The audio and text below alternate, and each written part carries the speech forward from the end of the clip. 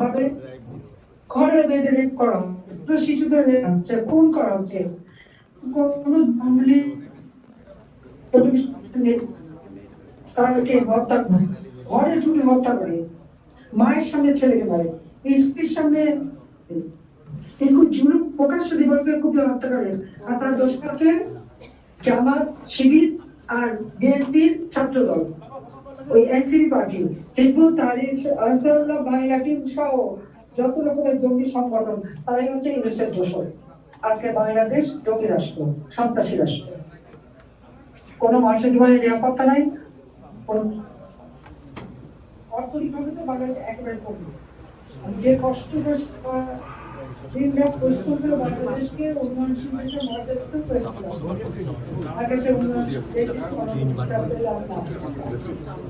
চরম ব্যর্থ, দুর্নীতি, দলীয়করণ, আর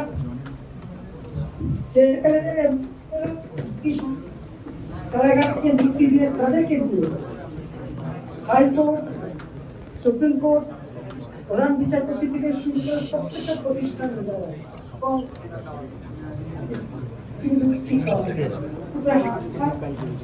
অত্যাচার ফলাফলটা কি? আজকে বাংলাদেশ সবকিছু প্রায় অচল। দারিদ্রের 8% জানিয়েছিলাম, তা আজকে বেড়ে গেছে। বাংলাদেশ দারিদ্রের দেশ।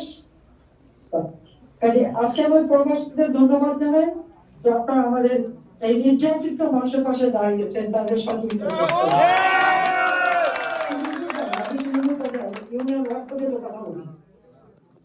কি দুরবস্থা তাদের, ঘর বাড়ি ব্যবসা প্রতিষ্ঠান কিচ্ছু নেই, ঘরে ঘরে ঢুকে মেয়েদেরকে রেপ করে, ছেলেকে পায় না, মা ভাই বোনকে কুপিয়ে হত্যা করে, বাবাকে মারে, তাকে হত্যা করে।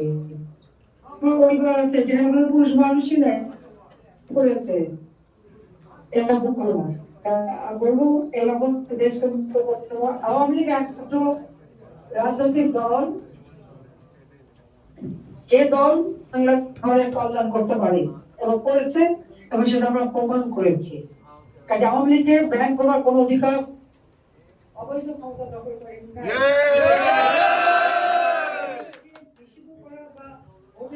আমাদের অংশগ্রহণ করতে দেয়নি। কারণ জানেন বলেছে সন্ত্রাসী, আসলে সন্ত্রাসী প্রকৃত কথা হলো আমার বিরুদ্ধে যত অপপ্রচার, আমি আমার এবং আমাদের বাচ্চা থেকে অপরাধিত নেতা করি সকলের বিরুদ্ধে লক্ষ লক্ষ মামলা করেছে, হাজার হাজার দিতে। এত কিছু করেও বাংলাদেশের জনগণ এখনো নির্বাচন হলে আওয়ামী লীগ বিপুল ভোটের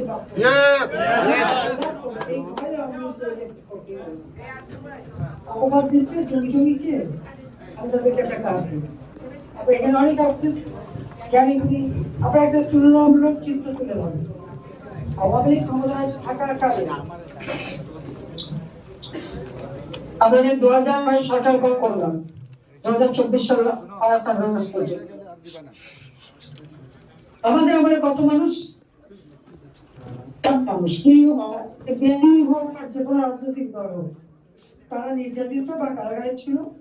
হ্যাঁ, হামলাকারী, 10টা অস্ত্র চোরাকারবারি, বোমাবাজি, অগ্নিসন্ত্রাস করে মানুষ মারা, বাস, ট্রেন, লঞ্চ, এখানে আগুন দিয়ে দিয়ে মানুষকে পুড়িয়ে মারা, এগুলি যারা করেছে তাদের তারা যারা অপরাধী তারা তো কারাগারে নেই।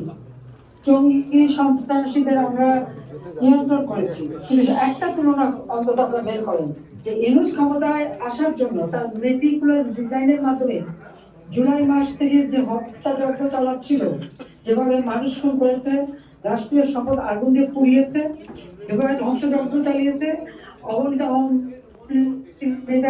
বাড়ি ঘর আগুন দিয়ে পুড়িয়ে জ্বালিয়ে লুটপাট করেছে, একটা তুলনামূলক তীব্র আপনাদের প্রচার করা উচিত। এবং যেখানে আছে ওখানকার স্থানীয় যারা রাজনীতিবিদ, কংগ্রেসম্যান, সেনেটর বা স্থানীয় সরকার, তাদের সঙ্গে একটা যোগাযোগ করুন। মিথ্যা অপবাদ আওয়ামী লীগের বিরুদ্ধে দিয়েছে, আমি জনগণের কল্যাণ করেছি, জনগণকে হত্যা করার ক্ষমতা এই চিন্তা ছিল না নাই। আমি যারা ভূমিহীন গৃহহীন তাদেরকে ঘর দিয়েছি, কোনো ঘর দেখি। আমি বয়স্ক ভাতা, বিধবা ভাতা, প্রধানমন্ত্রী ভাতা, মাতৃত্বকালীন ভাতা, যতটুকু ভাতা, শিশু মৃত্যুজীবন ভাতা, তাদের ভাতায় দলীয়ভাবে কাউকে চাকরি, অফিসের আমি যদি প্রমোশন না পেতাম, এখন রাষ্ট্র চালাচ্ছে, তারা যে অফিসারদের পেয়েছে, তাদেরকে নিজেদের দলীয় মনে করে ব্যবহার করছে, তাদেরকে প্রমোশন দিয়ে থাকে। আমি জাতির পিতা স্বাধীন ভারতে মেজর জিআই থাকতে তাদের মনে রাখা উচিত। তার জন্য জাতির পিতার প্রতি তাদের কৃতজ্ঞ থাকা উচিত। কিন্তু আছে জাতির পিতাকে অপমান করেছে। আমাদের ওই একটু স্মৃতি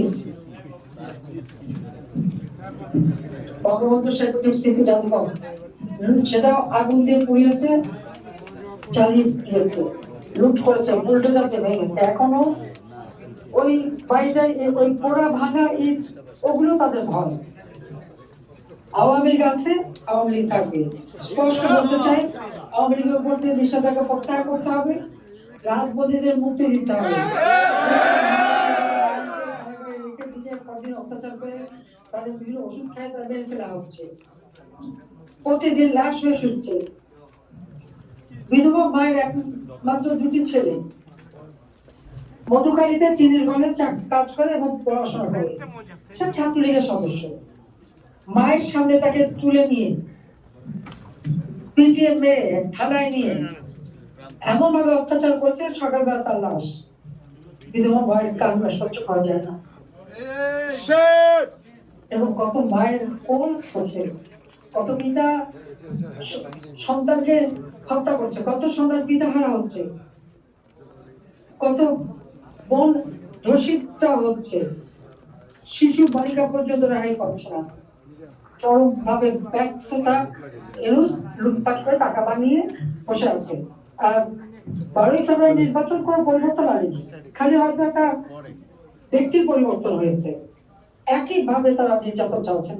23শে জুন উদযাপন করতে দেবে না, সেনাবাহিনী লাগিয়েছে। আর আওয়ামী লীগ যদি নাই থাকে, এরপরে তো আওয়ামী লীগ নাই, তো আওয়ামী লীগ যদি না থাকে সেনাবাহিনী ওটা মধ্যে হয় কেমন? পুলিশ দিয়ে আওয়ামী লীগকে নামতে হবে না মাঠে, তাহলে ভয় কিসে? আওয়ামী লীগ তো নাই বলে দিবে, তো নাই, তাহলে এত ভয় কেন? আসলে থাকবে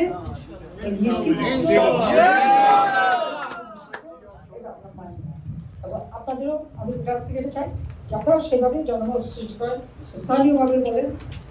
আমরা তো আমাদের পররাষ্ট্রনীতি খুব স্পষ্ট, সকলের সাথে বন্ধুত্ব, কারোর সাথে বৈরিতা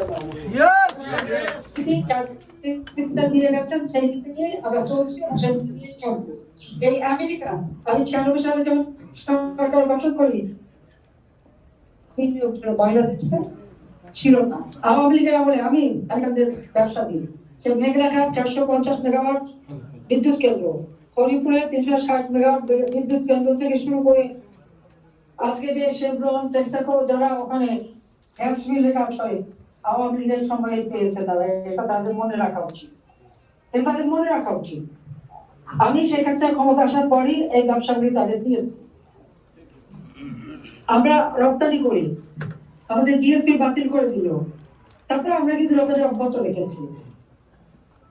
এখন গার্মেন্টস একে একে বন্ধ, অর্ডার চলে যাচ্ছে, লক্ষ লক্ষ শ্রমিক বেকার হয়ে ঘুরে বেড়াচ্ছে, কৃষক সার পায় না, চরম দুরবস্থা। আর আওয়ামী লীগের ছেলে মেয়েদের পড়াশোনা করতে দেবে না। এই অবস্থা থেকে বাংলাদেশকে মুক্ত করতে হবে। এমনকি আজকে মানুষ দুবেলা খেতে পর্যন্ত পায় না, দারিদ্রের হার বেড়েছে, অতি দারিদ্রের হার বেড়েছে। ভূমিদের ঘর দিয়েছি, খাল কাটা নামে পাকা রাস্তা, রাস্তার মাঝখানে খাল কেটে আর মাটি ফেলে সমস্ত ঘরগুলিকে নষ্ট করে দিচ্ছে। এরা কি মানুষ? এই লোকগুলিকে যেমন একটা করে ঘর দিই, তার ঘর ছিল না, বাড়ি ছিল না, ঠিকানা ছিল না, তাদের সেই হাসি, আনন্দ, অশ্রু আমি এখন অনুভব করি। আমার অফিসাররা বলতেন যে আমাদের জীবনের সর্বশ্রেষ্ঠ কাজ আমরা করছি, একটা ভূমিহীন গৃহহীন ঠিকানা দিয়ে একটা মানুষ আমরা ঠিকানা দিচ্ছি, ঘর দিচ্ছি। আজকে সেই ঘরগুলিও তার নষ্ট করে দিচ্ছে। কেন এত হিংসা গরিব মানুষকে? গরিব মানুষ আওয়ামী লীগের কথা বলে সেই জন্য। যাক, আমি আর সময় নেই না, আপনারা ভালো থাকেন, সুস্থ থাকেন। অনেক ধন্যবাদ। আমি আজকে শেষ করছি।